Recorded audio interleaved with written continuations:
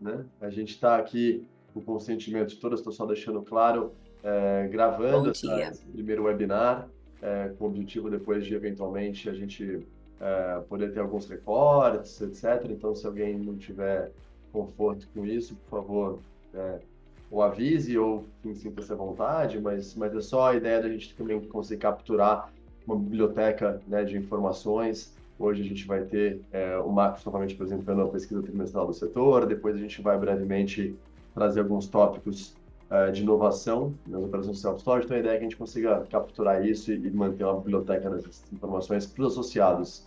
Então algo mais interno nosso, mas só dando esse disclosure aqui do recording.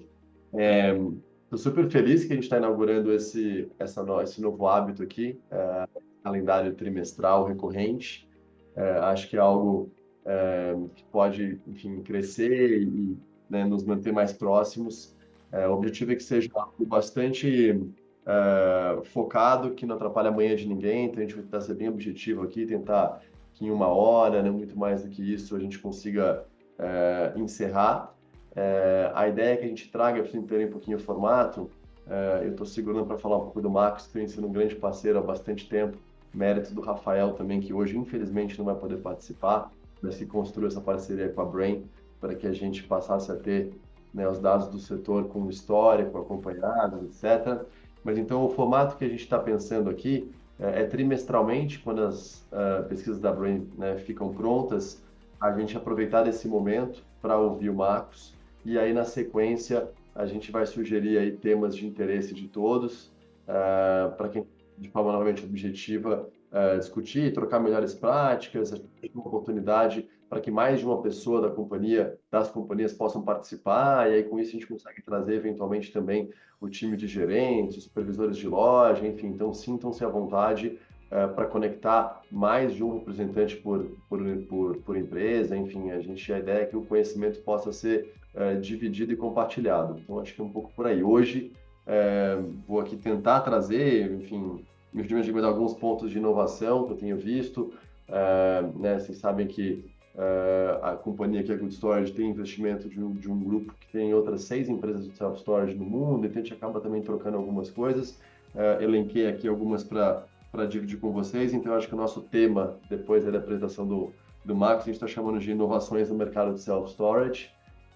E aí, então, a ideia é que o Marcos se presente, a gente depois fala um pouquinho disso, de inovações, tem um papo aqui aberto, e também a gente quer reservar aqui alguns minutos para que a gente possa ouvir os operadores do Sul, né, em especial da região de Porto Alegre, para, enfim, dividirem um pouquinho, né, como foi, como tem sido passar por uma dificuldade, enfim, além de ser também um ato de solidariedade nosso aqui em acolhê-los e ouvi-los. Tá bom? Então, esse é um pouquinho da agenda aqui, sem muitas delongas.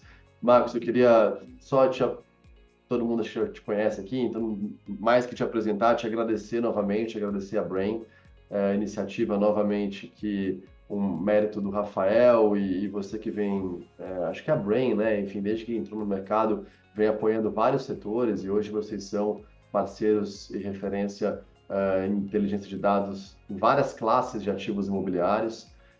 E self-storage, vocês foram generosos conosco no início e tem sido super importante para a gente conseguir acompanhar, né, desde movimentos na indústria, mas também a gente tem um olhar da imprensa toda vez que sai uma informação, para ter um dado confiável, para conseguir ter uma análise que vai além do olhar de uma empresa. É tão importante para o setor poder ser mais institucional essa contribuição que vocês fazem isenta, com qualidade técnica. Então, foi algo que de fato tem sido super valioso e acho que esse momento também é uma forma da gente poder agradecê-lo e incorporando aqui esse call para te ouvir.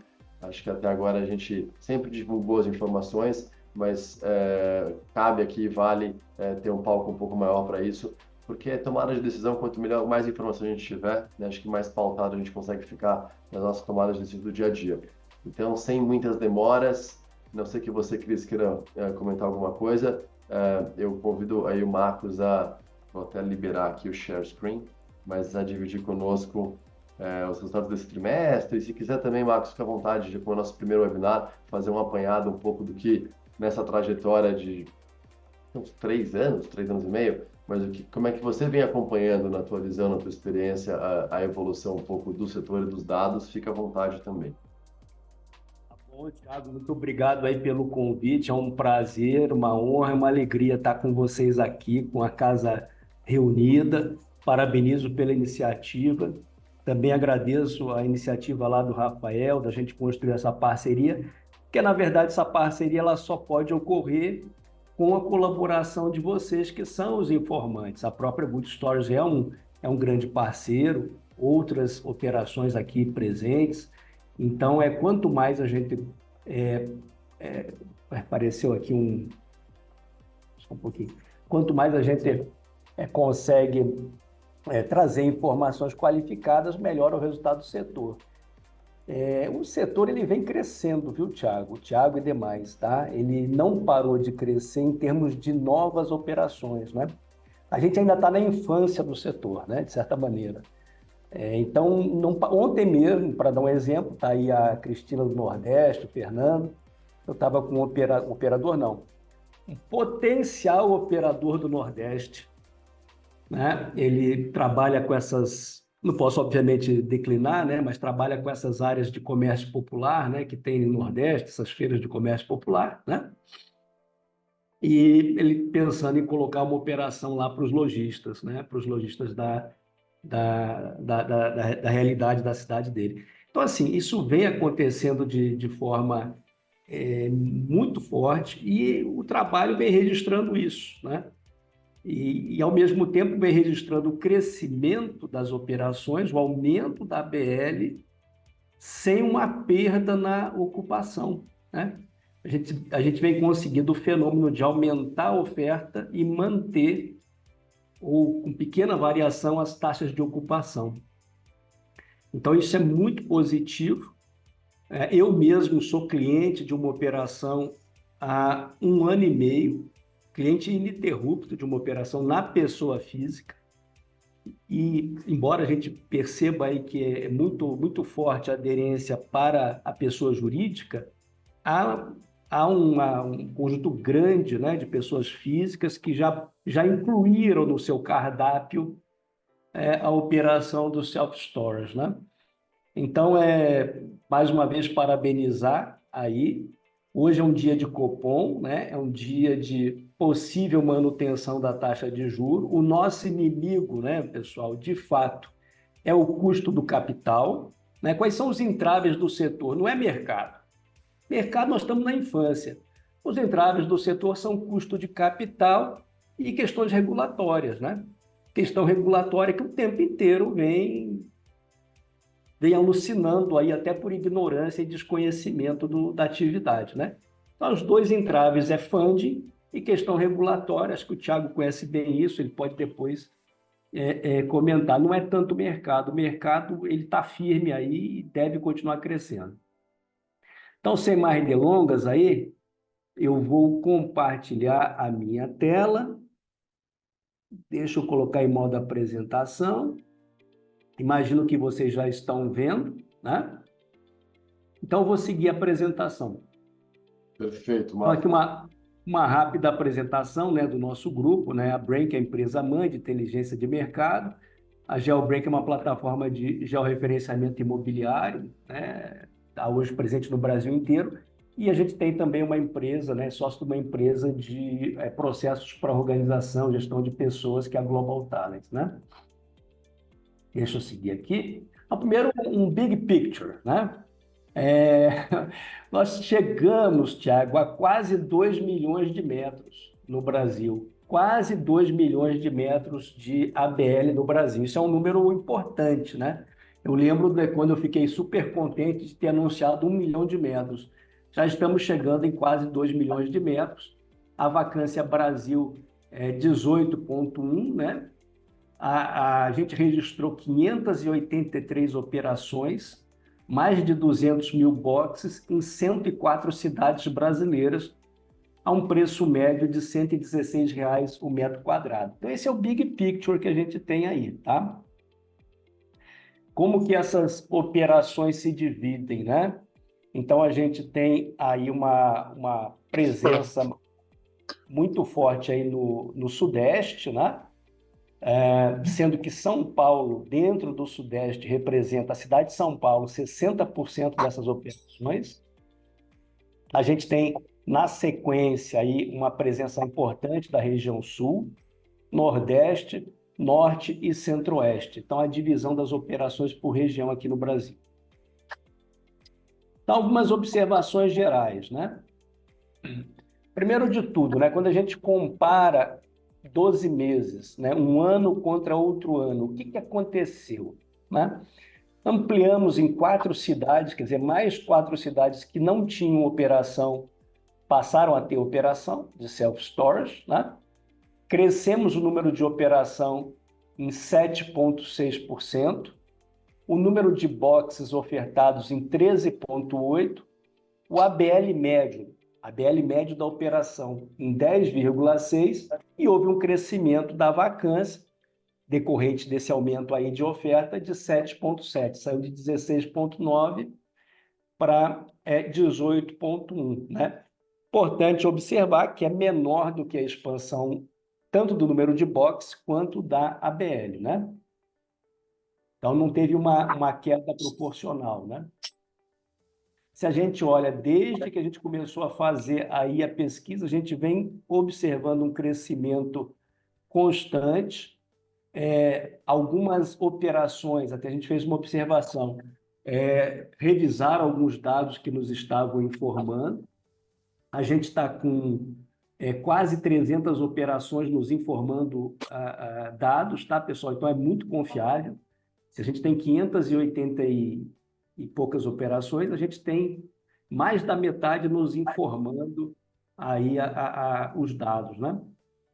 Então, a gente observou um crescimento aí, vem observando trimestre a trimestre um crescimento na colocação de boxes no mercado, uma evolução de 11%, né? Evolução também do número de empresas, quase 290, um pouco quase chegando a próximo de 300 empresas. E o número de operações, como eu tinha comentado, 583 operações no território nacional, né? A gente também vem observando um movimento de aumento da ABL. Isso já é um detalhe importante, viu, Thiago? Você tem observado que vem crescendo a demanda por boxes maiores, né? Imagino que você vem observando isso. Não sei se tem nas tuas operações acontece. Se quiser comentar, fica à vontade, tá? Fica tranquilo. Eu acho que, obrigado, mas eu acho que sim, o que a gente percebe aqui tanto nos boxes maiores quanto nos boxes bem menores. Eu acho que uma especialização tanto no uso dos boxes menores, que mostra, né, as localidades mais realmente próximas onde as pessoas moram, que é aquela funcionalidade de uso estadia mais longa, então que é o uso vai mais tradicional. E aí nos boxes maiores, nas duas pontas, nos boxes maiores que de Duas fato pontas, né? preenchem uma lacuna, né, que daí mais voltada às pessoas jurídicas, etc. Também acho que as unidades maiores é algo que eu imagino que a gente vai seguir vendo isso, que acho que a institucionalização do setor traz talvez uma condição de que investimentos mais relevantes sejam feitos e aí talvez em imóveis que tenham uma área um pouco maior. Então eu também imagino que essa tendência continue. Muito provável. Obrigado pelo comentário, Thiago. Então, a gente está vendo o aumento também da ABL, né? Inclusive, várias operações, elas mesmas têm ampliado dentro do possível a ABL na própria localidade onde elas estão instaladas, né? A gente vem observando esse crescimento. Quando a gente observa, portanto, a relação em relação ao trimestre anterior, né? Ao mesmo trimestre, trimestre contra trimestre, então houve um crescimento na ABL colocada de 10% em relação ao trimestre imediatamente anterior de 4,5%, né? Isso o cenário Brasil. E o preço ele vem se mantendo, né? Isso é uma coisa interessante, né? Varia aqui, varia um pouco ali, mas ele vem se mantendo aí um pouco ali na casa dos R$ 100, um pouquinho mais do que isso. E é o que a gente registrou como média de preço Brasil, né? Uma evolução de 4%, R$ 116 reais aí o metro quadrado. A taxa de vacância, né? Ela ela também vem reduzindo, ela atingiu aí um piso de 16,5% e hoje vem chegando ali, vem mantendo ao redor de 18%, que eu acho que é até um pouco saudável, né? Porque permite que o operador consiga manusear melhor aí, né? Revisar a sua política de boxes e a sua precificação, né? Mal comparando com hotelaria e outros setores que trabalham com taxa de ocupação, a gente diz que ter 80% de taxa de ocupação é quase ocupação plena, né? Porque para o dia a dia o impacto é muito forte.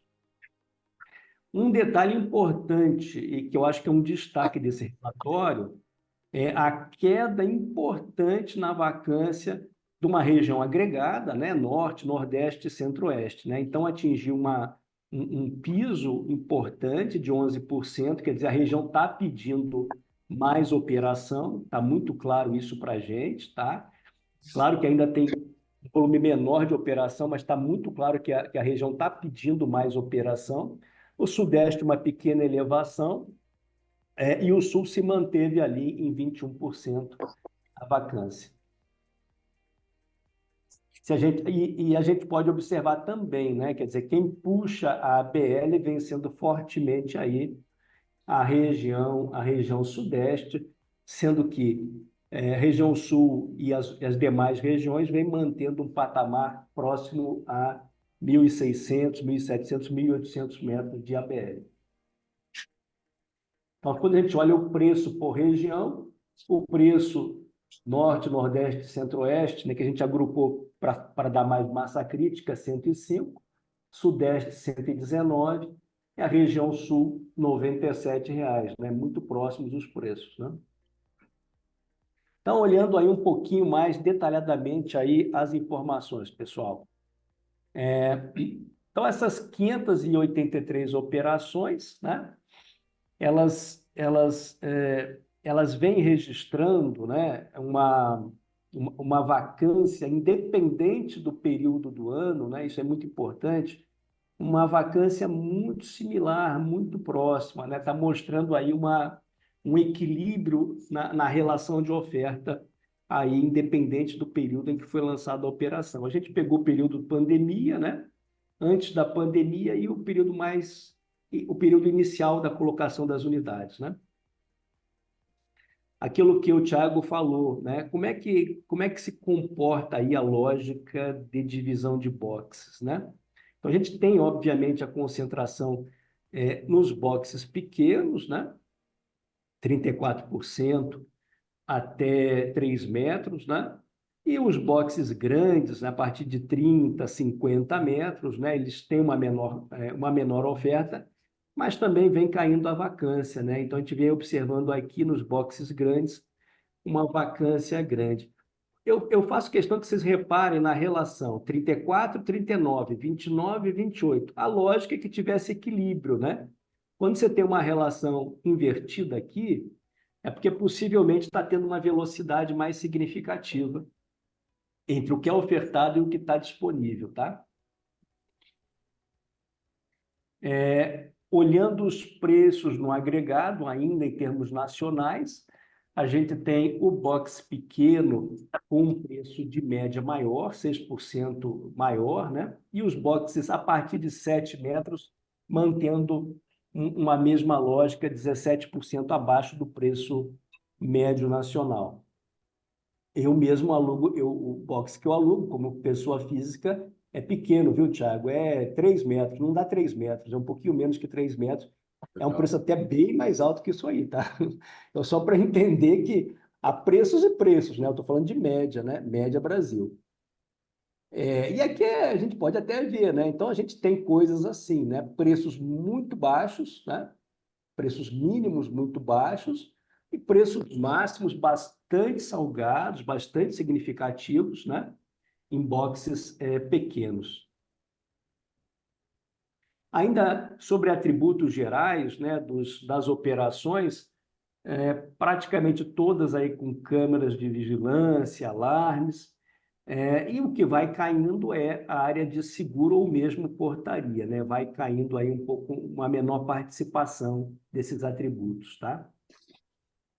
Aqui a gente faz uma relação para ver se houve uma evolução em relação ao período imediatamente anterior, né? Com relação à câmara de vigilância, manteve-se, alarme caiu um pouco, acesso exclusivo caiu, enfim, houve alguma variação aí do primeiro trimestre de 23 para 24. Agora, pessoal, eu vou entrar nos mercados de cada região, detalhando aí a região sudeste, né? Que é a maior concentração, né? Então, houve um crescimento da vacância em 9%, né? Em termos, estava em 15%, estava muito baixo, aumentou bastante a ABL e a colocação de box, subiu então a vacância. Novamente, fazendo aquela relação a partir de 2020, a gente observa que as operações mais novas estão vindo bem ajustadas, estão vindo com uma vacância muito baixa, em 13,6%. Aqui a gente traz todo o histórico da região sudeste, né? Não vou entrar muito ali no detalhe, né? Mas a região sudeste, a partir aí de 2023, né? Vem mantendo 23, né? Do segundo trimestre em diante, vem mantendo 17% aí de evolução na vacância, né? Então, aqui a gente tem a comparação na vacância do Sudeste, aqui números arredondados, né? E aí, Brasil em relação ao trimestre anterior e ao trimestre imediatamente anterior e ao mesmo período do ano passado. Deixa eu seguir aqui. A mesma coisa, a comparação com a ABL. A ABL, o destaque aqui é um crescimento de 13%, mostra essa expansão de mais ABL mesmo, né? Não só crescer o número de operação, mas crescer a ABL. E aqui fazendo aquela divisão por metragem. Mantém-se aquela lógica de uma redução da vacância a partir do momento que eu venho aumentando a área média dos boxes colocados na região sudeste, né? O preço na região sudeste também com uma variação maior do que a média nacional em qualquer uma das categorias de boxes. Deixa eu seguir aqui. Finalmente, a lógica dos atributos, né, muito similar à média nacional aqui. A gente faz um detalhamento da cidade de São Paulo, né, pela representatividade dela, né, e também para trazer, né, a vacância específica de São Paulo. A vacância específica da cidade de São Paulo está menor. Está em 15,5%, que na verdade é plena ocupação, Tiago e demais, né? Quando eu falo Tiago, eu estou me referindo a todos, tá? Plena ocupação na prática na cidade de São Paulo. A gente vê só um desvio um pouquinho para cima, né? Nos boxes mais ofertados, que são os boxes pequenos, né? 33,5% da oferta, mas é 41% da disponibilidade. Depois a gente vê, a partir de 7 metros, a gente vê um ajuste muito preciso entre oferta e vacância, né? Caindo a vacância a partir do aumento da metragem. Deixa eu olhar aqui São Paulo, né? Olhando as variações de preço de São Paulo, né? Então, a gente tem preços em São Paulo maior do que a média nacional, tá? Inclusive para os boxes grandes, né? Inclusive para os boxes de tamanho maior, bem acima da média nacional. E também uma oferta mais firme de atributos gerais quando a gente compara com a média nacional. Fizemos alguns mapas para dar um pouco da leitura, né, de concentração, né? Então, aqui na região do Brás, muito forte o volume de operação. Regiões nobres aqui também, região aqui do Brooklyn, Pinheiros, né? Com um volume grande de operação. Essa região toda aqui, por exemplo, com mais de 50 mil boxes, né? A gente está falando de operações com 600, 700 boxes.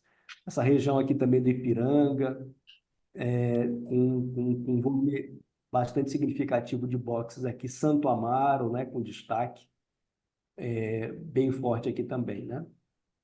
Aqui um pouco de uma leitura mais aproximada de algumas operações, tá? Né? Enfim, dando um zoom aí para entender ali toda essa região aí, por exemplo, da Moca, Liberdade, por aí vai. Bom, esse foi o panorama do Sudeste e de São Paulo, rapidamente passando pela região Sul, né? No Sul, a gente tem uma característica de operações menores, né? A vacância se manteve, mas cresceu o número de boxes, cresceu o número de operações. Então, havia uma dúvida, né, sobre o crescimento na região sul, ela cresceu 15%, ano contra ano. Cresceu o total de boxes colocado, 23%, a BL médio muito estável, e a vacância permaneceu. É bastante estável. O destaque na região sul é as novas operações ainda com uma vacância elevada, né? Ainda não conseguiram se estabilizar, é o que está puxando a vacância para cima, né? Tem, portanto, uma vacância agregada de 21,7 contra a média nacional, que é 18. Aqui é aquela relação do trimestre, igualmente, o mesmo trimestre do ano passado, e aqui o trimestre anterior, sem nenhuma evolução significativa. A BL média da operação muito menor do que a BL nacional, então é um destaque realmente de ABLs menores, né? Ainda está muito no box menor, né? Como a gente pode observar. E aqui a gente tem, né, uma leitura, né, de como é que está aí a vacância na região sul. Já não é tão claro o perfil, né, de metragem. Tirando aqui o acima de 50 metros, que a gente não encontrou nenhuma vacância, né? Encontrou disponibilidade zero. Também tem pouca oferta de box. Nos boxes pequenos e médios, há um certo equilíbrio ali na vacância. O preço médio da região sul, ele, na média, está 17% menor do que a média nacional, né? E esse preço vai caindo à medida que aumenta ali enfim, aumenta o tamanho do box para R$ 81 a média, né? E atributos gerais, também a gente encontrou alguns itens com bastante penetração e outros itens, né, que eu acho que são importantíssimos, como proteção contra incêndio, controle de praga, com menor participação. E, finalmente, para concluir, né, e dar tempo aí, né, do Thiago fazer a sua apresentação, sua discussão, né, o mercado do Centro-Oeste, Norte e Nordeste. Então, também a gente observa aí um volume de ABL médio menor, né, do que a média brasileira, né? Então, 46% menor que a média do Brasil. E 354 boxes, muito equilibrado com a média do Brasil, né? Aqui está o destaque que eu comentei, né? Uma queda muito expressiva da vacância na região Nordeste, Norte e Centro-Oeste, né? Muito expressiva. Um crescimento de operações, um crescimento do total de boxes e uma pequena expansão de cidade, né? Quer dizer, na verdade, foi mais o crescimento de operação. Quando a gente olha ano a ano, né? Período a período, a gente observa que está muito equilibrada ali, que a gente tem uma vacância pequena também nas novas operações, né? Então, isso está bastante adequado, né? Apenas um destaque, né, em relação à média nacional, uma vacância realmente bem menor que a média nacional. Trimestre contra o mesmo trimestre do ano passado, né? Então, a gente pode observar essa queda importante na vacância. Em relação ao trimestre anterior, também. O destaque que possivelmente vai ser alterado, né? A gente está observando isso. A gente vem observando um crescimento da ABL, muito possivelmente a gente vai ver nos próximos trabalhos um crescimento da ABL na região Nordeste, né? Quer dizer, ainda como a região Sul, Thiago, tem muito essa lógica da residência, né? Da proximidade, do boxe menor, mas é muito provável que a gente veja aí um crescimento mesmo nas operações dessa região com aumento da ABL disponível. Seguindo aqui, né, para concluir, a leitura por tipo de box. Então, box pequeno, 29%, disponível 40%, né? É aí que está uma desproporção maior. 4 a 6 metros, 22, contra 26 de disponibilidade, né? E vai caindo novamente, a gente vai observando aí os boxes grandes com uma vacância menor, né? Então, assim, me parece que vai ser muito fácil aí do operador do Nordeste conseguir perceber isso e começar a aumentar a sua BL dentro da possibilidade para atender esse mercado de operações maiores, né? Me parece que essas operações, tanto no Sul quanto no Nordeste e Centro-Oeste, nasceram menores e há uma tendência à ampliação, como aconteceu no Sudeste e em São Paulo. Os preços são menores, né, do que a média nacional, em 9% no agregado, com um destaque de apenas 8% para o box pequeno, onde o preço cai bastante no box maior, acima de 30 metros, né? Então, a gente pode observar aqui a variação em relação à média nacional, R$ 62,00, o boxe grande, obviamente falando, eu estou falando preços de tabela, não preços negociados, né, pessoal? Então, é sempre bom observar isso, tá?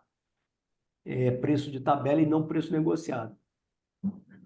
E, por último, uma observação final, a gente está observando na região Norte, Nordeste, Centro-Oeste, uma boa penetração desses atributos, né? Está até maior do que na região Sul. Por exemplo, câmera de vigilância, alarme, acesso explosivo, um destaque, proteção contra incêndio, controle de praga, e seguro, um destaque importante aí de crescimento nas operações. Ou seja, as operações também estão se qualificando, né? Então, era rapidamente, deixa eu parar de compartilhar o que eu queria trazer para vocês, para manter essa 1 hora aí que o Thiago me estabeleceu ali, né? E até para dar tempo, né, de ouvi-los, de ouvir o Thiago, porque eu acho que, já que estamos todos aqui, é bom que tenha um diálogo, né? E tem esse debate. Então, Thiago, mais uma vez, Asbras como um todo, estou vendo o amigo Fernando aí na tela. Amanhã eu vou estar na tua terra, viu, rapaz? Vou pegar o avião e vou estar na tua terra amanhã, viu? Estratégico, vem pro São João, né? Essa forró. Não, pior é que não, rapaz. Pior é que não. Pô, seria bom, viu? Mas, enfim. Então, um abraço a todos os amigos aí das Brás. Vou passar a palavra aí para o Thiago aí fazer suas considerações. Poxa, obrigado, Marcos. Maravilhoso. Temos 32 pessoas, Cris, participando. A meta na próxima é 40, tranquilo, hein? Vamos criar esse hábito aqui, mas é legal. Eu acho 4 pontos que eu anotei aqui, essenciais, que eu acho muito interessante, que o Marcos comentou, né? Acho que está claro que o grande desafio do setor, entre aspectos que a gente vem evoluindo, né, na velocidade que é possível, mas as questões regulatórias e o nosso próximo webinar, acho que a gente deve abordar esse assunto. O Rafael que é o coordenador na Asbras de assuntos institucionais. A gente teve recentemente mais avanços no Rio de Janeiro, estamos tendo avanço em Curitiba, então acho que a gente vai pouco a pouco conseguindo consolidar a parte regulatória. Mas é uma questão de custo de capital, né? Acho que o Marcos comentou, e aí isso também, dentro disso, está a questão de falta de financiamento imobiliário, o que faz com que né, os operadores tenham que contar com recurso próprio ou eventualmente, às vezes, com um imóvel de tamanho aquém daquele que gostariam de ter e tal. Isso reduz muito, acho que, o crescimento do setor, né? Ainda assim, né, a gente percebe que trimestre após trimestre, o aumento de oferta que vem acontecendo, na média, aí, 8% mais ou menos de aumento de oferta, 8 a 10% por ano, sem aumento de vacância. Então, absorção líquida acontecendo em todas as regiões, principalmente no Nordeste, em que, se a gente olha a relação de preço, né, praticado com outras regiões, acho que mostra aí algo bastante atrativo. Tenho certeza que, se houvessem linhas de financiamento com mais incentivo, acho que mais negócios no Nordeste estariam acontecendo. Eu acho que aqui cabe até uma conversa, talvez, Cris, depois com o grupo de operadores do Nordeste, para a gente estudar linhas. Me lembro lá atrás, quando eu fazia shopping center, mas tinham linhas incentivadas do Banco do Nordeste, BNB, etc., linhas de fomento, né? Se a gente, de repente, não consegue identificar um pouco isso e tal, já que a região está mostrando, acho que, uma resposta importante, tanto em preço, né, quanto absorção líquida. Mas seguimos um pouco por aí. Acho que, né, o nosso setor tem essa qualidade, eu acho, de ser um setor resiliente, que a gente vem crescendo a despeito, acho que, de uma correlação muito baixa com o PIB. Porque acho que é o que o Marcos falar, né? O setor está muito na infância, né, ainda. Então, acho que... E uma coisa que eu trago a experiência pessoal aqui de São Paulo é: uma boa oferta provoca demanda, né? A gente não está numa situação em que a demanda, né, já conhece, já está pedindo por self-storage e tal. Isso, uma boa oferta, bem colocada, com um trabalho de marketing certo, a localização certa, provoca demanda, né? Eu vou dividir rapidamente com vocês um estudo, é muito curioso. É, Ao longo do tempo, as áreas de influência, a gente plota aqui, onde 80, qual que é o mapa, né? Qual que é a área de influência de 85% dos clientes de uma unidade. E a gente vai plotando isso trimestre após trimestre. E, para vocês terem uma ideia, há 4, 5 anos atrás, a área de influência para capturar 85% dos clientes era de 4, mais ou menos, quilômetros de raio, né? À medida que a gente foi colocando mais ofertas, as lojas foram ficando mais próximas, nosso receio era canibalização. Bom, não só a nossa vacância hoje é tão grande quanto era anteriormente, mas essa área que era de 4,5, hoje 2,3 quilômetros. Então, você percebe que ela vai, né, ela vai afunilando e vai conversando mais com o entorno imediato, porque à medida que a loja está lá, as pessoas vão passando, etc., vão considerando a necessidade de usar, vão se acostumando com a ideia. Então, uma boa oferta provoca uma demanda, né? Agora, lógico, né, para conseguir um empreendedor ser ousado e largar na frente, tomar esse risco, a falta de financiamento de capital, o custo de capital elevado atrapalha muito. Acho que está perfeito, Marcos. Mas, enfim, empolgante ver que seguimos com tendências positivas.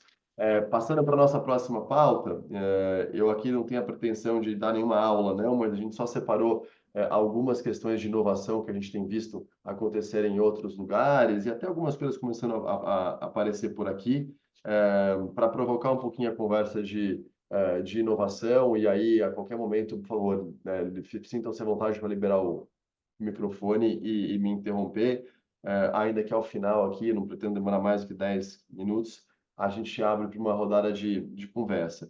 É, Também não acho que eu vou ter, não sou o gênio da lâmpada aqui, nada de muito novo, mas, novamente, só para a gente ter uma pauta, o que eu tenho visto, que a gente também está tentando implementar aqui, fazendo testes, né? Então, em automação, sistemas cada vez mais automatizados de check-in e check-out.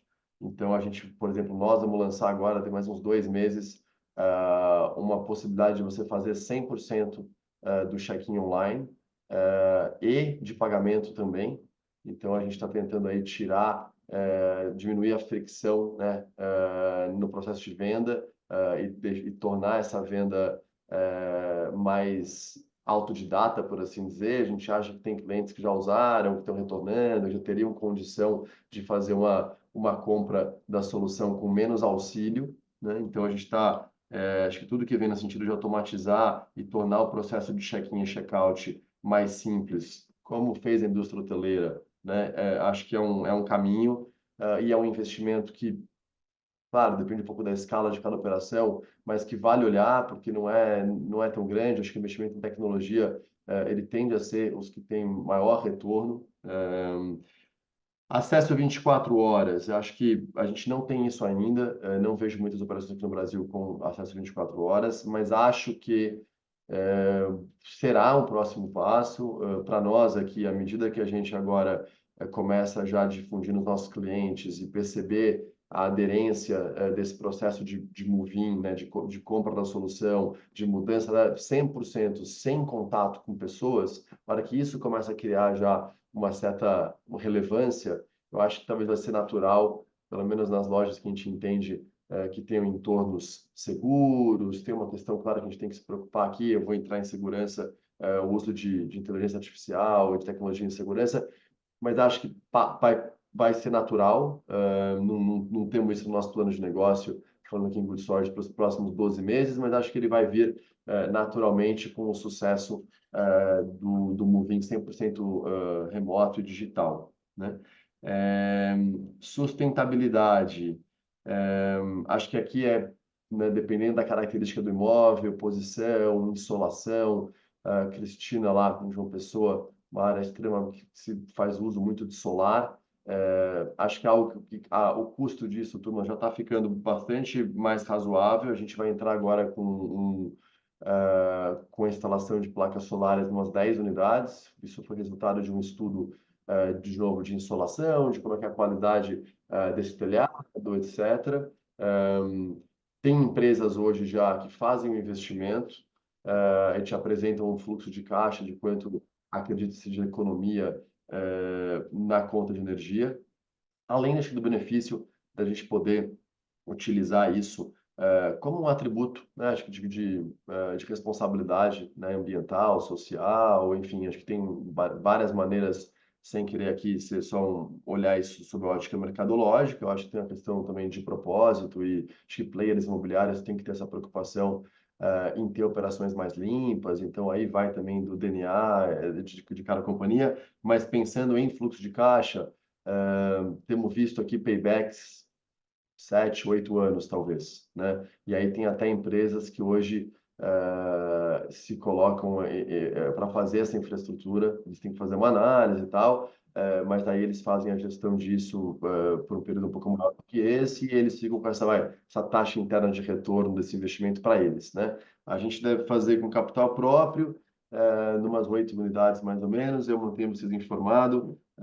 Acho que é algo importante, que também acho que isso entra um pouco com gestão de facilities. Então, hoje também, sistemas integrados de gestão de facilities que conseguem monitorar toda a questão de uso de eficiência energética. Isso requer que haja um investimento em infraestrutura, óbvio, idealmente, né, e aí acho que talvez para quem estiver pensando em desenvolver novas unidades, é muito mais barato fazer do zero. Não é uma coisa tão cara, mas basicamente você consegue ter plugado num sistema, às vezes num sistema até, por exemplo, o BIM, que é um sistema de arquitetura e tal, ele vai tendo várias camadas de controle, chegando até, inclusive, nessa camada que ele vai te dando informações de consumo. A gente sabe que consumo numa unidade de self-storage não é como num prédio de escritório. Ele é uma coisa, enfim, ainda mais se você trabalhar com sensores e tal, não é tão representativo quanto em escritório, que tem um uso intensivo de ar-condicionado, enfim, mas ainda assim, acho que é algo que também vale a pena ter no radar. E imagino que também, dependendo da escala que você tenha, um payback também aí de 5 anos, algo assim, justifique. Então, também te dá uma visão, acho que mais interessante do todo. E sabem que, né, o grupo que investe conosco aqui tem uma operação grande, chama Pelican, na Escandinávia, e tem uma operação que também tem imóveis em Londres. E lá o custo de energia é uma variável tremenda, né? A gente acompanha o que acontece na Europa e tal. Então, esses softwares de gestão de facilities sob o espectro de energia é algo assim, absolutamente para todas as classes de ativo imobiliário super utilizados. A gente sabe que a gente tem a sorte de ter uma matriz energética mais barata e mais limpa aqui no Brasil, às vezes a gente olha um pouco menos para isso. Maximização de receita, né? Pricing. Acho que a gente olha, percebe mais e mais. Tem vários, você tem softwares disso. A Good Storage aqui, eu me coloco sempre na postura de compartilhar um pouco as nossas tentativas, acertos e erros, porque estamos aqui numa associação que um dos principais objetivos é esse, é trocar melhores práticas e crescer a representatividade. A gente usa um software de gestão de preço. Confesso que é um pouco caro. Eu acho que requer uma escala um pouco maior. E é uma empresa internacional, então ele é por box, mas ele é em dólar.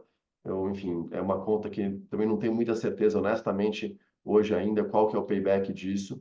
Mas a gente vem usando há uns 3 anos, mas o que eu posso garantir a vocês é o espaço que tem de geração de valor de trabalhar preço de uma forma inteligente. E aí não precisa ser um software super sofisticado, etc., que a gente usa, chama ProRise, tá?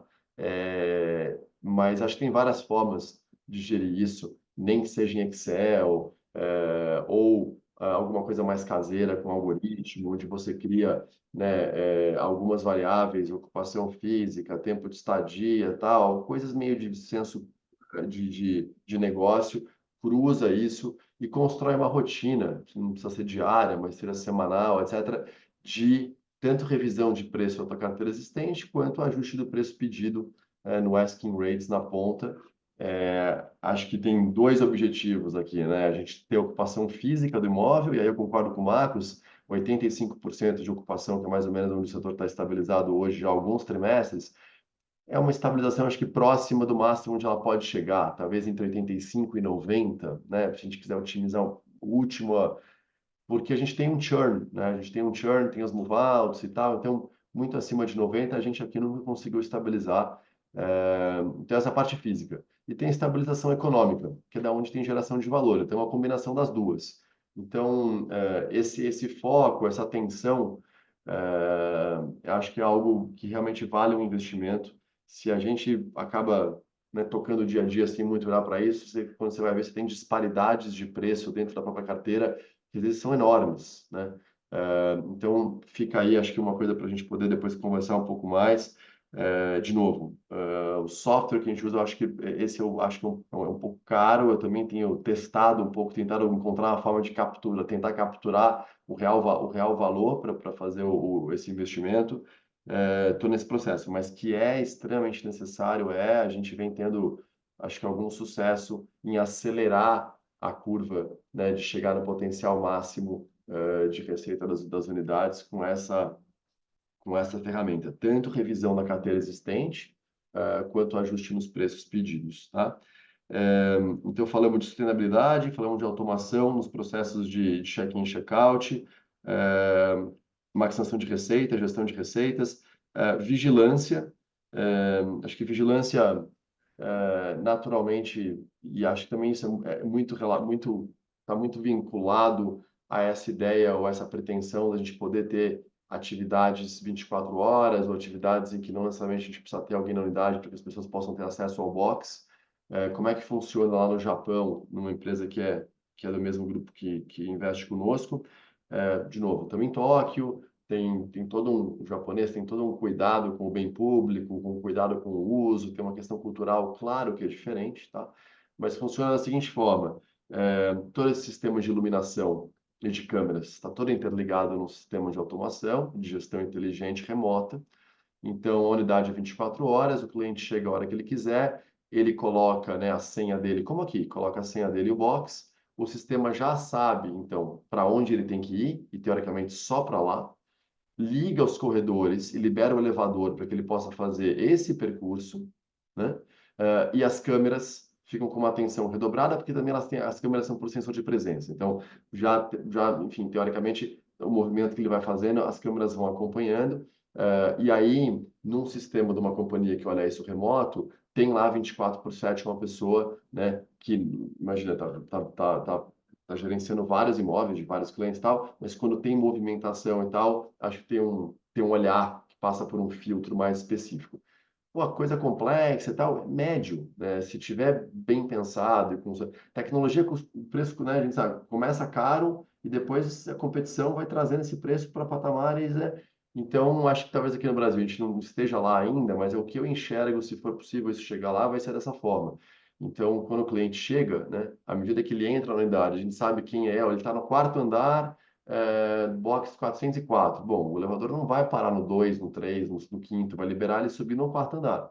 Vai acender todo o trajeto de corredores para ele chegar no box dele e vai trazer um surveillance de câmera um pouco mais atento de quem faz tudo por inteligência artificial, essa vigilância remota. Né? Então, assim, sabe que entrou um cliente, você pode colocar qual é o tempo médio que esse cliente deveria ficar na unidade, aí se o sistema percebe, tudo remoto, sem nenhuma interferência humana, que ele já está mais tempo do que esse tempo que a gente estabeleceu como um tempo médio, aí já tem mais uma camada, né, de surveillance e tal, e aí chega em algum momento que tem uma pessoa que está avaliando isso e avalia se tem que tomar alguma atitude ou não. Então vão tendo camadas de filtragem que você coloca os parâmetros, até que em algum momento tem, né, acho que uma pessoa, um cérebro humano para fazer uma distinção ali, discernir se tem alguma atividade a ser, alguma ação a ser tomada.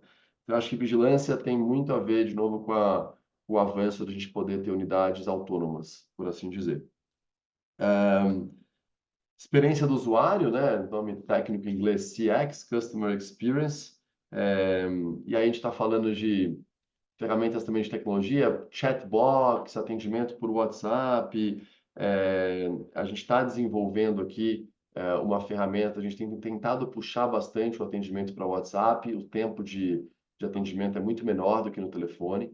Né? A gente tem um desafio aqui, como funciona a Good Storage hoje? Claro que é uma oferta de 13.500 boxes, então tem uma certa escala, mas é uma área de venda central, mas não dá para a gente ir crescendo a oferta e tendo que crescer o número de pessoas da central de atendimento. Isso é uma conta que em algum momento, né, não é o nosso propósito ter 20 pessoas trabalhando com vendas. Então a gente tem tentado puxar para o WhatsApp, a gente desenvolveu um bot, não foi algo caro, tem um saque, né, uma lista a gente vai enriquecer nessa lista, tem 55 perguntas hoje, e que a gente já consegue, de uma forma, estamos no início disso, mas tentar fazer com que esse atendimento também seja um atendimento sem contato humano, e diminuir esse tempo de atendimento. Há 3 anos atrás, a nossa venda pelo telefone acontecia mais ou menos no tempo médio de 12 minutos. Se você somasse o atendimento início ao fim, é mais de um atendimento mais curto. Se 12 minutos hoje está em 7. Então a gente já conseguiu cair significativamente, mas acho que dá para cair mais, né? Essa é um pouco. Então, esses tipos de ferramenta de experiência do usuário, eu acho que nos ajuda tanto do ponto de vista, acho que, de novo, da percepção, né, de quem está usando e está acostumado a ter essas ferramentas em outros tipos de serviço, solução e tal. Então, acho que também coloca a percepção do usuário, né, quanto à nossa operação de uma forma mais relevante, mas também nos ajuda a ter a nossa equipe mais enxuta e a conter os custos de pessoal interno. Uso de ferramentas de comportamento de mercado, então acho que a ideia, né, mais e mais, de novo, pelo menos a tendência, né, é a gente tentar capturar a maior quantidade de informações nos contatos que a gente já tem com os clientes. Né? Então, por um lado, você tem que, por experiência de usuário, diminuir toda a fricção desses contatos. Então, diminuir, né, toda a dificuldade, e tal, tornar essa navegação, essa contratação do box da forma mais, que eu não chamo seamless, né, sem costura, assim, sem possível, né? E é por isso que a gente está investindo nessa questão de move-in automatizado pelo site. Por outro lado, nos pontos de interação necessários, tentar capturar o que você conseguir de informação. O que é isso? Poxa, sei lá, a gente tem comunicação de cobrança de atraso, né? Inadimplência. Eu vou cobrar, vou ter que fazer um contato com o cara, preciso cobrar isso. O que eu consigo capturar de informação? 3 ou 4 informações nesse contato, nessa comunicação. O que eu consigo de capturar de informação? Uma coisa que a gente fez não adianta, para fazer um move-in, em algum momento, não sei depois que a gente lançar, do nosso caso aqui, esse Move-in digital, 100% digital, tinha ali 3 minutos, 4 minutos, por mais objetivo que fosse o cliente, de interação no balcão, né? Mesmo que ele chegasse já com tudo definido.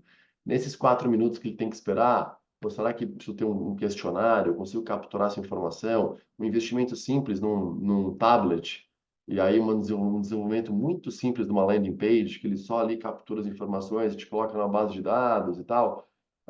Podem parecer coisas complexas, tudo, mas de fato, assim, não são. As implementações disso, hoje em dia, estão muito baratas, não é algo... você contrata um freelancer para te desenvolver ali, pô, uma paginazinha, um landing page de captura de informação para você ter no seu Movinho, no seu balcão, que alimenta uma planilha de Excel e começa a te dar um pouquinho de dados. Acho que são coisas assim simples como isso. E aí, né, se a gente pensar qual que é o valor do imóvel de self-storage? Bom, é o fluxo de caixa que ele gera por um múltiplo.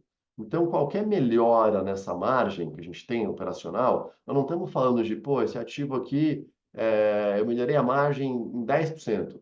Sim, mas então se você melhorou a margem em 10%, mas se o teu ativo vale um múltiplo de 12, de 14, então 10% de melhora de margem vezes 14 na perpetuidade. Então a gente tem que ficar pensando no valuation, né? Quanto vale esse negócio, se a gente está querendo criar valor. Então são pequenos ajustes, né, que na perpetuidade, né, no cálculo de valoração desse ativo, eles têm um impacto muito significativo. Então acho que a gente por muito tempo aqui pensava também, né, acho que era o momento, em maximizar receita.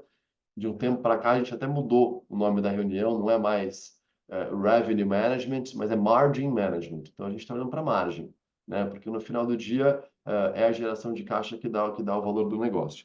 Então, acho que essas ferramentas, principalmente que conseguem capturar um pouco de dados, a gente começa a tentar entender aspectos do comportamento de uso, valem a pena. Às vezes a gente fala, pô, o que será e tal, tem que mexer com isso, ou dados, não é muito a minha e tal. Eu realmente recomendo que em cada praça que tiver, tem soluções, tem freelancers, você contrata isso remoto. Eu acho que vale a pena o investimento. Acho que vocês vão perceber que hoje em dia são soluções simples, que não são caras e que te dá, inclusive, um certo incentivo de olhar o negócio com uma cabeça ainda mais empreendedora, potencialmente começar a se sentir mais confiante para expandir nessas questões. Meio que caminhando aqui para o encerramento, acho que é uma coisa que é muito comum lá fora, né? Controle de temperatura, também está ligado à eficiência energética. Ah, acho que aqui no Brasil a gente tem clima mais ameno, talvez a turma do Nordeste e tal, não sei se como é que tem enfrentado isso, ainda que lugares mais quentes, mas Cristo lá em João Pessoa é um lugar que venta muito, que ventila, etc. Não é uma temática muito relevante para nós aqui em São Paulo, mas eu acho que ela vem na esteira, né, de tentar ter sistemas eficientes de gestão de eficiência energética nos ativos. E aí também, acho que na mesma linha de experiência do usuário, né, acho que tudo que permitir ao usuário ter uma percepção, né, um entendimento sobre o uso sem ter que sair de casa, eu acho que também favorece muito. Então, imagino muitas operações já têm isso, mas muito barato também hoje em dia para você oferecer um tour virtual. A pessoa vai lá, captura, né, com uma câmera 360, faz um tour dentro da unidade, você sobe isso no site, sobe isso no Google. Enfim, acho que questões simples de que as pessoas consigam ir entendendo, porque o que eu percebo, a gente tem feito também outra dica muito barato hoje em dia, essas pesquisas de focus group digital, né? Você consegue contratar empresas, você define bastante o público, e aí é um disparo, né, eletrônico, eles têm tecnologias de como incentivar que as pessoas realmente que preencham até o final. Daí tem uma remuneração clara por survey, né, por pesquisa respondida, e dali saem algumas percepções. Uma que a gente tem tido, a gente tem feito isso frequentemente, é que, na média, a percepção da experiência de uso é bem maior do que inicialmente antes da contratação. Que eu acho que é isso. Pô, nós somos o lugar mais incrível do mundo? Não, mas frente à expectativa, né, ao entendimento que o cliente tinha, eu acho que ele que ele percebe normalmente algo que é mais interessante do que ele imaginava. Então, seja pelo atendimento, pela qualidade das instalações, pela limpeza. Então, a gente tem colhido muito que o impacto da experiência é positivo frente né, a expectativa, ou enfim, que ele tinha. É aí que a gente tem que atuar. Né? O que eu comento aqui no escritório sempre é não importa se o nosso negócio é simples, se o objetivo é armazenagem, não queremos reinventar a roda, a gente não é hotel, a gente não residencial para renda, não é a questão de no detalhe do detalhe do qual é, né? Você está num hotel, qual que é a qualidade do lençol? Não é isso, do lençol. Mas é arbitrar, é tentar gerir esse gap de percepção do que ele achava que ele ia receber e do que ele leva para casa. Esse é o delta que eu acho que faz com que a gente consiga conquistar clientes para que virem patrocinadores, né, para que virem pessoas que sejam amplificadores da experiência que tiveram com self-storage. Então, acho que um pouco por aí também, aí o uso de tecnologia, focus group, pensar quais são aquelas interações que você tem que ter com o cliente, aí captura o que der de informação, tenha um sistema mesmo que simples, mas de imputar esses dados, começa a imputar, começa a ter dado por aí. Acho que isso, de novo, nunca é demais, é um investimento que você pode fazer, que vai te abrir fronteiras, desde olhar expansões, desde fazer parcerias para abrir novas expansões, desde se em algum momento você tiver interesse de vender uma unidade, se tiver mais dados, você vai conseguir engajar um comprador e oferecer mais informação para um comprador. Então, às vezes é meio chato organizar a casa um pouquinho, esse primeiro passo, né, de dar uma organizada na casa no sentido de dados, mas esse, assim, é certeza que o payback disso é muito inquestionável. Então, eu já tomei meus 15 minutos aqui, a ideia era lançar algumas questões e, enfim, algumas coisas que a gente tem visto. E vamos abrir aqui um pouquinho para ver se alguém tem alguma iniciativa local que tem feito, ou alguma pergunta, ou queira também dividir. Valeu, turma. Ô, Thiago, vou iniciar aqui o questionamento. Acho que você fez uma coisa muito interessante, com vários toques bacanas. Mas tem um do autoatendimento. O autoatendimento é uma tendência em todos os setores, né? Você vai desde o restaurante, hotel, todo tipo de setor tem investido no autoatendimento. Mas o self-storage tinha um tabu de, de não colocar preço no site, porque o cliente não conhecia, não sabia o que era um self-storage, então precisava de uma explicação junto com o valor para perceber o valor, né? É claro que essa mudança tem acontecido. São Paulo está bem à frente do resto do Brasil. Aqui em Salvador, percebi uma mudança de comportamento. Antes, no início, quando a gente inaugurou em 2014, o cliente primeiro visitava, depois vinha com a mudança. E esse comportamento simplesmente acabou. Né? Depois estamos com a pandemia, o cliente simplesmente vem. Quando ele já vem com as coisas, às vezes ele nem vem, ele manda o carreto, o caminhão da mudança, ele vem depois. Né? Como é que você vê essa questão do preço versus conhecimento para o autoatendimento, né?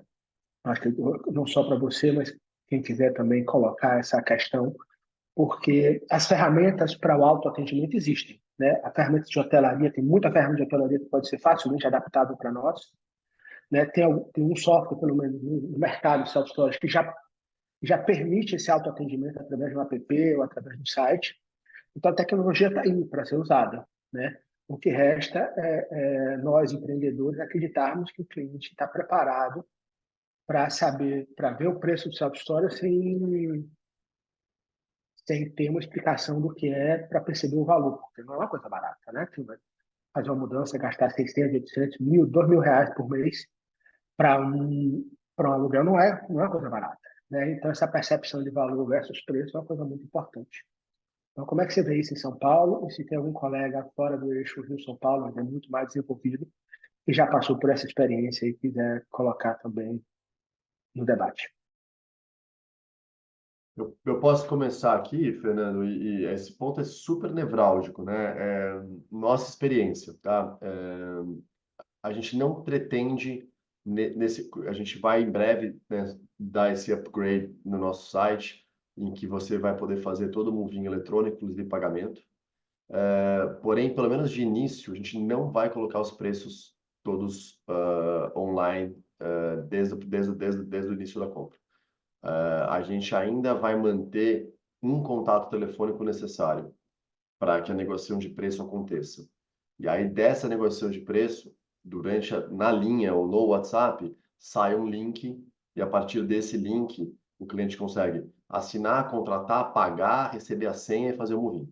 A gente está tentando tirar, a gente está tentando automatizar toda a possibilidade de autoatendimento a partir da hora que o preço está negociado. De novo, acho que não tem resposta 100% certa ou errada aqui, né? Mas se for pensar em vários outros tipos de soluções, né, de serviços, de produtos e tal, hoje em dia, mais e mais, pô, de novo, a decisão tem que estar do lado do cliente, não do lado de quem oferta, né? Então, os serviços mais e mais, você vai alugar um carro, por exemplo, não sei o que e tal, você está lá, você compara uma contra a outra e você já tem até um marketplace para ver onde é mais barato há muito tempo de alugar um carro. Nos Estados Unidos você também tem isso, tem marketplaces e self-storage, você põe teu CEP e ele te dá há muito tempo quais são as 10 mais próximas, qual está o preço de cada uma, e fala, eu sugiro você alugar nessa, e esse marketplace cobra uma comissão de cada lead que ele gera, etc. Acho que a gente está longe desse momento, e a decisão de não colocar o preço é porque a gente ainda acha que tem que ter uma certa venda de atributo de valor, de que a percepção de quanto custa, se a gente colocasse de uma forma simplesmente no site, poderia gerar um pouco de percepção de que é uma solução muito cara, como você colocou, né? Então, tem ainda um educativo nessa venda, que a gente ainda acha que é importante, né? Mas uma vez, acho que negociado, tem uma história de, não, então uma outra unidade, a gente captura muita informação desse contato, você sabe que teus times, né, da onde tem uma sensibilidade, da onde não tem, uma coisa que a gente tenta muito fazer pô, entre uma unidade, a nossa unidade mais cara, né, por conta de que é um imóvel mais caro, uma região mais cara, e uma unidade com preço um pouco mais barato, o que ele quer mais cara, mas até que preço, até quanto ele está disposto a pagar por uma mais cara, qual que é a sensibilidade de preço, né? Então, tem certas coisas que a gente consegue capturar um pouco nesse contato telefônico. Então, a gente não vai publicar preço, não sei, também um receio de que também publicando preço a gente pudesse começar um movimento ao contrário do que eu acho que deve ser, de que é o setor conseguir se consolidar na ocupação econômica mais alta e começar, na verdade, a gente voltar a descontar. Porque, sem me alongar, mas aqui em São Paulo é curioso, há 6 anos atrás, 7, a gente dava muito mais desconto como setor do que a gente dá hoje. Porque era uma cópia dos Estados Unidos, né? Tínhamos nós, tinha o Guarda Aqui, a Metrofit, hoje, né? E era o quê? 2 meses de graça, primeiro mês não de graça, 50% por 4,50. A gente não tem mais isso. Chegou uma hora que a gente percebeu, olha, não tem muito awareness da solução. O cliente não tem muita expectativa de quanto custa, porque ele nem entendeu direito como funciona. Se ele vai contratar, não é um desejo, é uma necessidade. Então a gente está dando desconto contra nós mesmos, né? Mas foi difícil isso, porque nos Estados Unidos a regra é assim: abre, desconta pesado, enche e depois começa a subir o preço. É mais ou menos esse o movimento. Mas é um mercado que tem muita competição, né? E aqui foi um trabalho, como a gente tem capital americano, difícil dizer assim, olha, aqui é um outro contexto, a gente não precisa, a gente não deveria dar esse desconto todo, porque quem vem por necessidade e a gente quer vender a solução no preço que de fato ela tem que chegar. Senão depois fica um gap entre o preço que ele entrou e o preço onde a gente precisa que esse negócio chegue para conseguir dar um retorno mínimo para o investidor. Então hoje é muito curioso, mas as últimas 6 lançamentos que a gente fez, assim, praticamente não tinha quase diferença nenhuma do preço de uma unidade que a gente está com ela 85% cheia. Enfim, então, não sei se algum outro operador, não quero também monopolizar aqui a fala, se já pensaram em ter preço online, como é que vocês fazem esse processo de venda, ou como é que, pelo menos, essa discussão soa para vocês? Tiago, eu vou falar uma experiência que eu tive há pouco tempo. A nossa relação com o cliente é tudo, porque eu acredito que a gente oferece um serviço com muita praticidade. Você tem que dar agilidade para o cliente, né? Informação e agilidade e resolução. Então, a gente já tem possibilidade de fazer contrato online, pagamento online, para aqueles clientes que já conhecem, né? E os que não conhecem, mas que se sentem à vontade de mandar depois só alguém lá. E o nosso atendimento ele é quase 100% pelo WhatsApp. E aí você atende aquele cliente, ele para entender a necessidade, para que a gente diga, dê a sugestão de tamanho e de disponibilidade também. E logo após ele necessitando, a gente já envia preço, a gente já tem os valores e dá essa orientação. Porque quando a gente dificulta também muito, eu acredito que antes tinha muito aquela coisa, não, vem aqui conhecer, vem aqui ver. E eu tive um exemplo que eu estava sem disponibilidade, mandei para um outro operador. E depois essa pessoa me mandou no meu pessoal, Cristina, consiga para mim o box no seu, porque lá é muito complicado. A pessoa quer que eu vá lá, eu não tenho tempo de ir lá, eu não tenho tempo de conhecer o espaço dele. Me consegue um espaço. Então, eu acredito que hoje a gente precisa, puxando para cada um, a gente gosta de ser tratado com rapidez, com humanidade, né? Para a gente não se sentir uma coisa assim jogada, mas com resoluções rápidas. Então, é ir trazendo essa coisa da tecnologia, que hoje a gente já tem acesso a muita coisa, e fazendo isso acontecer, o cliente se sentir atendido com as informações rápidas, falar claramente quais são os valores e quer contratar já online, contrata, manda os documentos, faz pagamento. A gente eu não tenho, né, transportadora, mas dou sugestões de pessoas. Então, isso a gente traz eu acredito que a gente tem que trazer para a nossa operação isso. Rapidez, qualidade, humanidade, né? E colocando, porque a tecnologia, quanto mais a gente está querendo realmente, e a gente está se tornando um ser tecnológico cada vez mais. Essa é a minha opinião.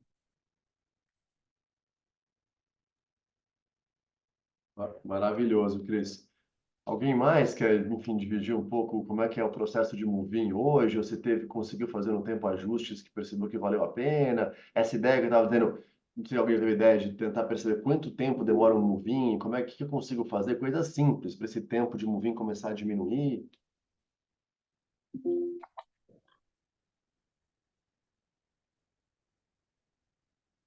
Então a gente caminha aqui. Uhum.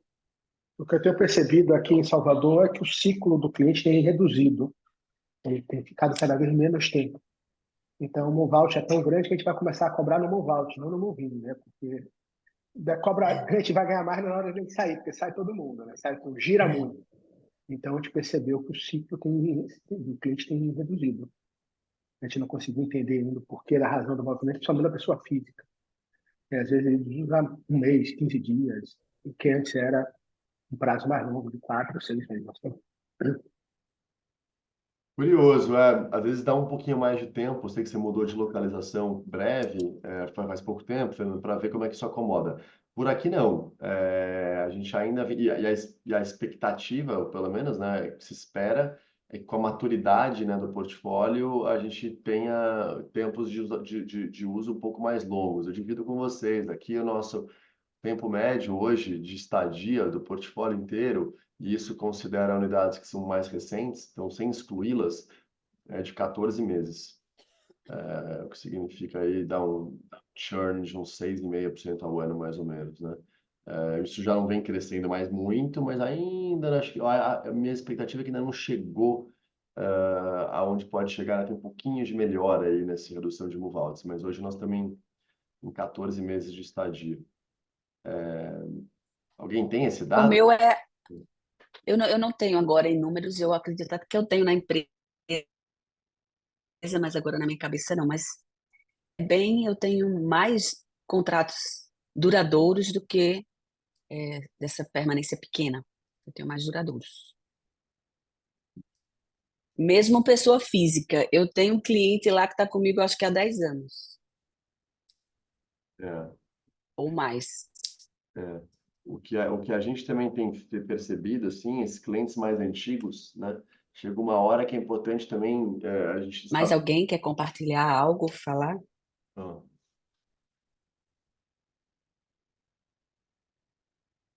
hum. O que, Tiago, cortou, Não, eu não ouvi. não, acho que é isso. Não, eu ia só dizer que esses clientes mais antigos, o que a gente também se preocupa muito, é tomar cuidado para não esticar muito o preço, né, nesse cliente mais antigo, porque o teu cliente maior retorno, né? Tem o maior ROI, o maior ROI é o cliente que fica mais tempo. a gente toma um cuidado grande também de não, né, esse revenue management na parcela de clientes que são os clientes de longa duração, você tem um ponto de equilíbrio ali, que é onde você quer que a coisa que o cliente não comece a se incomodar um pouquinho com esse custo, né? E aí talvez um último ponto que eu trazer, talvez não tecnologia, mas enfim, de automação, são os meios de pagamento, né? A gente aqui é muito insatisfeito ainda com o pagamento recorrente, muito baixo, porque a gente não oferece uma adesão de pagamento recorrente que seja muito simples. Então, nós estamos trabalhando nisso também. Estamos trabalhando agora em colocar o Pix automático. Temos um cadastramento de cartão de crédito para pagar no automático, mas confesso que a gente dá muito problema ainda, então a gente está esse novo site que vai tentar automatizar um pouco e deixar a experiência de uso mais autônoma, mais eficiente, passa um pouco por também trazer mais eficiência em cadastramento de meio de pagamento, para tornar, né, essa recorrência mensal menos, tirar esse atrito, né? E aí a partir daí também acho que É, eu, eu hoje,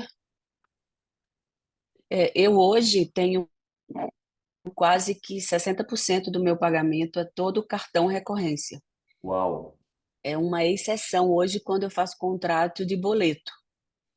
Se não for mais, porque o meu funcionário mesmo do financeiro, ele é só cartão recorrência.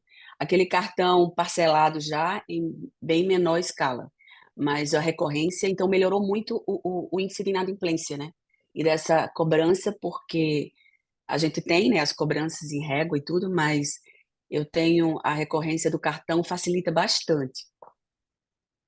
né? Me anima a te ouvir, assim, eu estou longe, nós estamos longe desses 60%, claro que a escala é um pouco diferente, mas tem espaço, né? Tem que ser por aí mesmo. E aí a gente também tá um pouco atento a isso. Isso deve ajudar bastante também, a gente acredita na taxa de move-out ser mais baixa, porque você todo mês ali tem que lembrar o cliente de fazer o É, pagamento. eu fui, é, eu fui trocando, sabe, Tiago? Acredito que tem mais de 3 anos. Acredito que antes da pandemia a gente já estava todo contrato novo é cartão recorrência. Hoje o boleto é uma exceção da exceção que meu colaborador não deixa nem falar comigo, porque faz geralmente são os amigos e que chega e termina fazendo. A gente não deixa nem lá, melhora bastante. E todo contrato novo, a partir dos novos, sabe? Os antigos você vai oferecendo para trocar, e aí toda contratação nova, cartão, você só dá essa opção, você termina conseguindo. Hum, tá bom. Turma, não quero, já são 10h25, a gente começou às 9h05, então temos que meio que caminhar para o final aqui. Acho que com o tempo a gente vai, né, vai tornando ainda mais dinâmico aqui. Vamos aprender também do uso um pouquinho do tempo, a gente está aprendendo aqui. Mas a gente vai circular no próximo trimestre já com antecedência a pauta, de qual é o tema mais específico que a gente vai tratar. A gente vai mergulhar em coisas de operação, marketing, seguros, desenvolvimento, então arquitetura, desenvolvimento, layout, eficiência de layout, área alocável, corredores, enfim, legislação, bombeiro, vai ter vários temas diferentes. Eu, de novo, reforço que acho que é legal convidar as pessoas da operação, das lojas, não tem limite para entrar por companhia, tal. A ideia é que a gente também, eventualmente, comece a trocar num nível além do nível de liderança, que as companhias tenham pontos de contato, acho que das pessoas que executam as jornadas. Mais aí nos últimos 5 minutos aqui, 5:10, só peço que a gente ainda espera um pouquinho. Eu queria só passar para a Cristina, e a gente queria, né, ouvir aqui um pouquinho e solidarizar, enfim, com os desafios, né? Enfim, difícil imaginar uma situação dessa, mas que a turma lá do Sul, a turma de Porto Alegre, o Alexandre estava aqui, passaram, então mais do que uma solidariedade aqui com esse momento, mas também ouvi-los e dar esse espaço antes da gente fechar o nosso webinar de hoje, nos próximos 10 minutos. Quem temos que está aqui do Rio Grande do Sul? Que o Anderson. Tô de forma Isso. improvisada aqui, porque a gente ainda está flagelado, né? Ah, Parabéns aí, Thiago, Cristina, Marcos e demais aí pelo webinar. Nós estamos sobrevivendo aqui, eu vou dar uma volta com vocês. Tá tudo indo para o lugar, o pessoal começando a colocar os móveis, né? Porque a água entrou em todo o storage. Foram atingidos aproximadamente 180 clientes. Então, aqui a gente trabalha direto com os containers, saindo lixo o tempo todo. Já conseguimos limpar bem a unidade, mas ainda estamos com bastante trabalho aqui. Agradeço aí pela Cristina também, que entrou em contato comigo no momento, oferecendo ajuda e doações aqui para o pessoal. Foi muito importante aqui, esse carinho de todos com o nosso povo.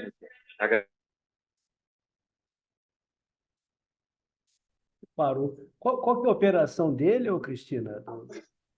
Anexo Self Storage. Qual? Aqui, Anexo Self Storage. Ah, legal. Aqui foi onde a água entrou. Olha só. Uau. E aí tem Uma-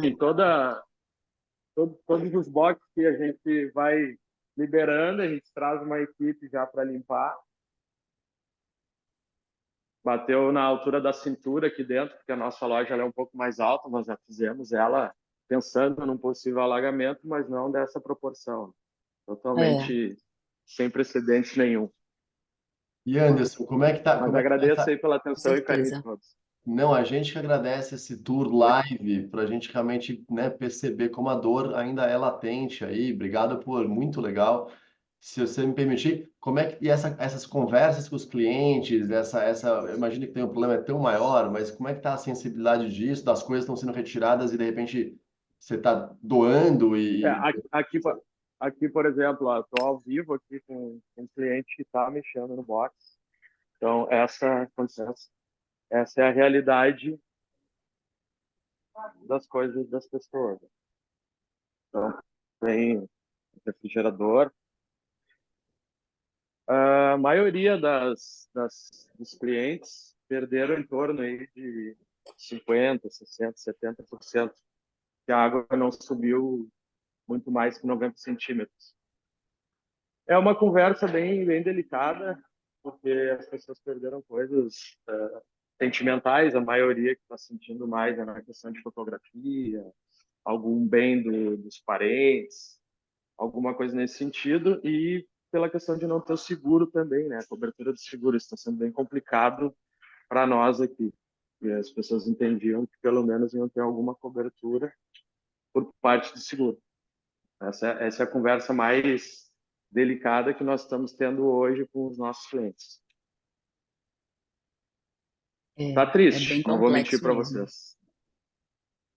Eu todos os dias que eu tô aqui direto e todos os dias eu sento com o cliente, eu conheço a maioria porque comecei aqui nessa loja é a nossa primeira unidade das 4 e o pessoal chora comigo. É bem, é bem difícil, mas nós vamos passar. Estamos caminhando. Eu não sei se aí, Thiago, até por ter mais experiência, você tem algum seguro de enchente, pagamento para os bots? Ou são os mesmos a nível Brasil?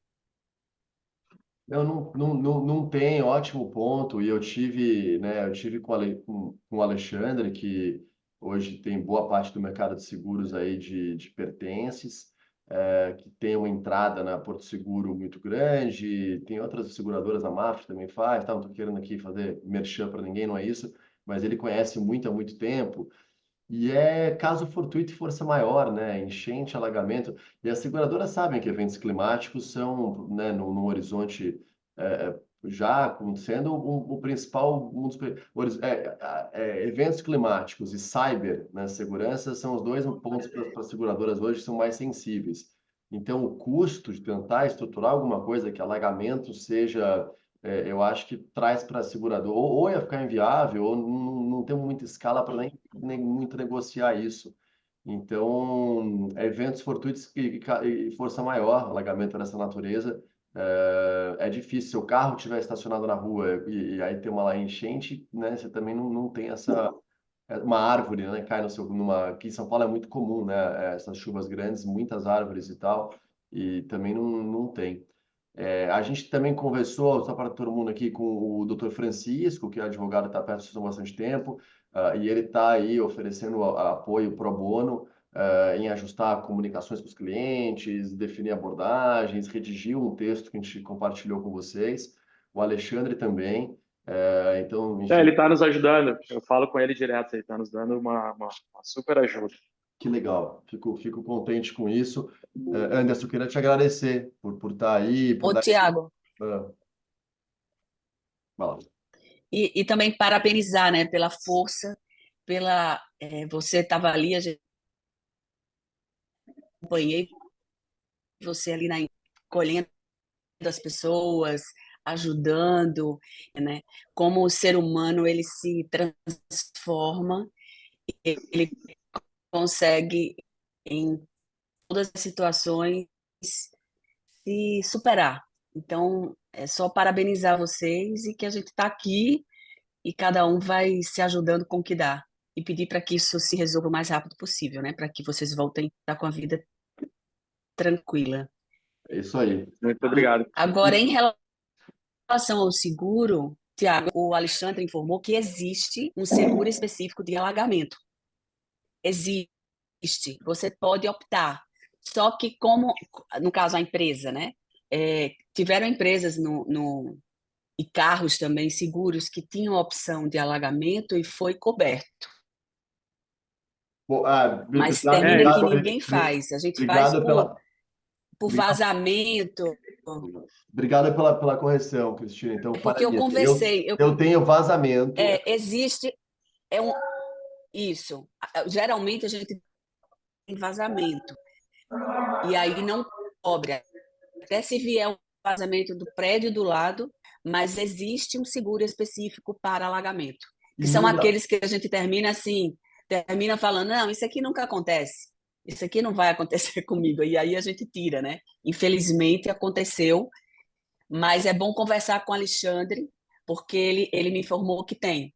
No momento, né, que eu busquei me informar sobre como que iria ser a questão do seguro, e ele me falou Cris, que, obrigado pela correção. infelizmente, a maioria não tinha cobertura, mas que existe, Tá bom, obrigado pela correção. tá? A gente tem desse de vazamento. O que eu tinha de lembrança aqui é que casos fortuitos de força maior é algo não coberto, inundação para mim estava nesse lugar. Mas então, ó, turma, vamos corrigir aqui. Por isso que é bom a gente estar trabalhando sempre em grupo aqui. Procurar informação, O né? Alexandre Procurar pode ser o informação. caminho, avaliar o risco. Deixa, ó, Isso, bom, deixa eu aqui, ó, 10h30, já teve bastante gente saindo, a gente se comprometeu a ficar aí 1h30. Inclusive ele caiu, que pena. Eu queria só fazer um elogio que deu para ver ele lá live, qualidade, né, de espaço que ele tem. Bonito, as portas, a iluminação visual, então é uma isso. operação super bem montada no Sul. Mas estamos todo mundo aqui. Eu queria agradecer a todos. Um primeiro formato aqui, conseguimos ficar aqui em 1h30. A gente vai tentar melhorar. Desculpe se alguém tinha algo a dizer que dessa vez não deu. Nós vamos tentar ser mais concisos as próximas vezes, porque o ideal e a ideia é que de fato a gente possa compartilhar mais. Estamos aprendendo, mas ficamos contentes de ter conseguido colocar esse projeto aqui, pelo menos para rodar. Agora vai entrar meio que na nossa recorrência trimestral. Marcos, obrigado também por dedicar boa parte da sua manhã. A todos desejamos aí um bom fim de semana chegando. E pelo WhatsApp, vamos manter esse WhatsApp mais ativo, vamos enriquecendo a comunidade. Isso. É bem rápido para quem está aqui. Tem algumas coisas, eu ia passar mais informação, mas a gente vai estar do jeito que trouxemos o webinar. Tem outras coisas surgindo, a gente vai trazendo essas inovações, né? E a ideia é trazer várias inovações para trazer mais valor e resultado para nós, todos os operadores, ok? Beijo grande, parabéns para nós, né? Mais um evento realizado. Beijo grande. Obrigado, Tchau, turma. Valeu, pessoal. obrigado. Abraço Tchau, a todos. obrigado Até a mais. todos. Obrigado, Tchau, Thiago, Cristina. tchau, Tudo de tchau. bom. Tchau.